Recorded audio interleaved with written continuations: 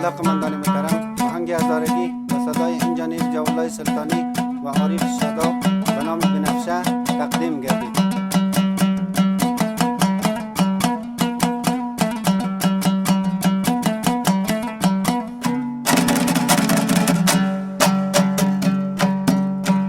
عجب روزم سیاه شد و بنفشه، دل از دل من جدا شد و بنفشه، دل از دل من جدا شد و بنفشه.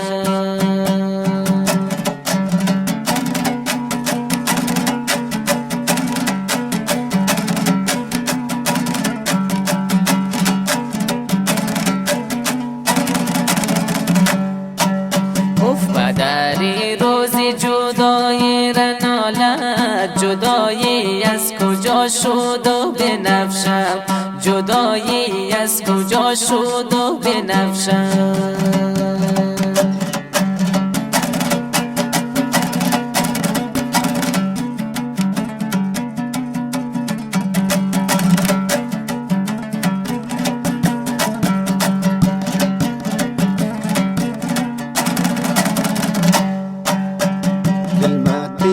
تیکه شد از برای تو، تا که بشینم چشم درای تو، تا که بشینم چشم درای تو.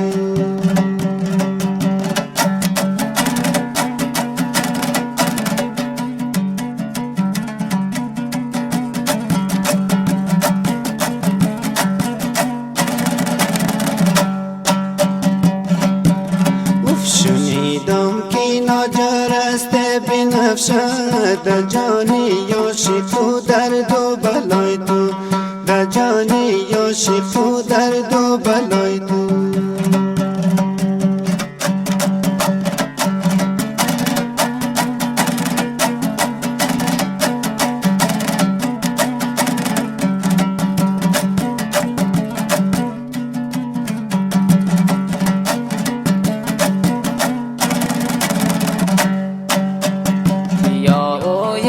جانان بنفشه، به تو تاریگی خانه بنفشه، به تو تاریگی خانه بنفشه.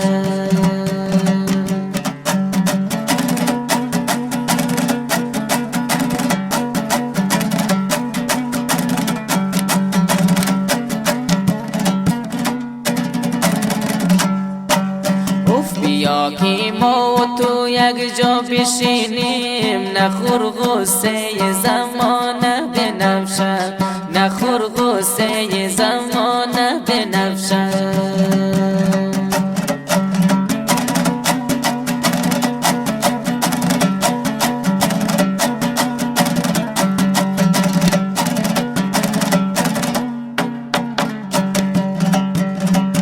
عاشق دست و گلی لاله شدم ما، اسیر تو دختری خاله شدم ما، اسیر تو دختری خاله شدم ما.